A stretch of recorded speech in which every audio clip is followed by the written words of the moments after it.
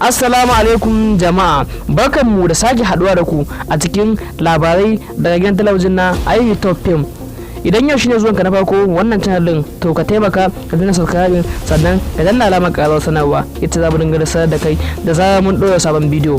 Ne naku Ivy Top, ni ne zan kasance da ku. Cece ku ce ya barke a social media da ma dai gari gaba daya afsa sakin maza da abba gida sai ai. Wasu suna cewa yayi daidai abin da yayi, wasu kuma suna cewa abin da yayi bai daidai ba.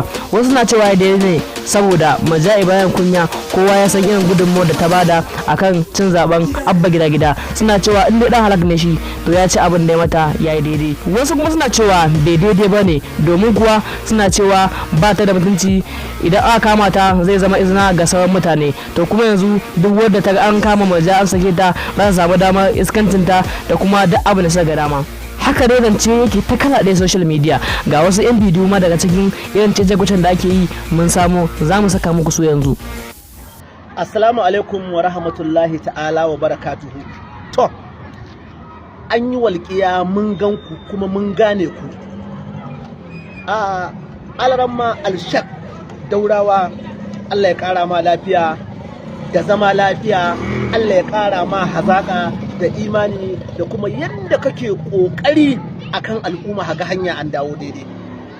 To alaramma Malam Daura, fushi ba naka bane, a yi haƙuri, a ƙara haƙuri. Wallahi wanda suka fito suna cece ku ce din nan abin sun karanta shi da siyasa ne, yan adawa ne wanda ba sa yin wannan gwamnati suke ruruta abin. Amma Malam Alaramma Malam Daura, kana kan hanyar Allah, kana kan hanyar daidai. A yi haƙuri, a ci gaba da tafiya hanyar daidai domin a jawo kan al'umma a haɗu. Domin wannan abubuwa da kake abubuwa ne mai kyau, sai dai wasu ne 'yan tsirare wanda suke gefen ka baka san su ba suke nema su bata ma harkokin rayuwa. Amma darajar Annabi Muhammadu Daurawa 100% muna tare da kai. Ku saurare ni, wannan kashi ɗaya ne nayi. Ina bawa mai girma gwamna hakuri bisa fushi da yayi da maganganu da ya faɗa, kuma ina roƙon ya min afuwa. Na sauka daga kan wannan mukami da ya bani na Hisba. Fatan ubangiji dai ya sa mu dace. Shin wai kai me ra'ayinka akan wannan abin? Shin kana ganin abba gida yayi daidai a sasakin maja da yi, ko kuma kana ganin samsam bai dace bane? Ka rubuta mana ra'ayinka a comment section.